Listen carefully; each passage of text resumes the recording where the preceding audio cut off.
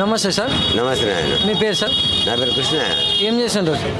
నేనేం ఉడతా, ఇంట్లోనే ఉడతా ఉంటా. సీఎం రేవంత్ రెడ్డి గారి పాలనపై మీ అభిప్రాయం ఏంటి సార్? ఏముంది, క్వింటల్కి 6,000 రూపాయలు అన్నారు, ఉడతా పింఛన్ 4,000 అన్నారు, అయ్యలేదు. రైతు బీమా లేదు, రైతు పెన్షన్ అంటారు, రైతు పెన్షన్ అని ఏది రావట్లేదు, అంత వేస్ట్ పని. ఏముంది, కేసీఆర్ అన్నా కూడా తొండుకోమనుకో వెనుకో ముందే ఇచ్చేది. అంటే ఇప్పటివరకు కూడా ఈ 6 గ్యారెంటీలలో మహిళలకు ఉచిత బస్సు ప్రయాణం కానీ, కరెంట్ కానీ, గ్యాస్ కానీ ఒకదాని తర్వాత ఒకటి ఇస్తున్నారు కదా. కరెంటు, గ్యాస్, మహిళలది రెండే ఓకే అయినాయి, ఇంకంతే. మరి గతంలో కేసీఆర్ గారి పాలనపై మీ అభిప్రాయం ఏంటి సార్? కేసీఆర్ పాలనలో వెనుకో ముందో వచ్చేది, ఇప్పుడు ఆయనతో పోయింది కాంగ్రెస్ వచ్చినాక.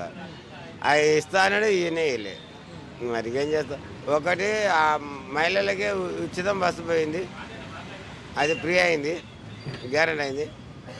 ఒకటి ఇది కరెంటు, అదొకటి అయింది. ఇంకా అవి రెండే చేసింది, కానీ ఇంక వేరేది ఏం చేయలేదు.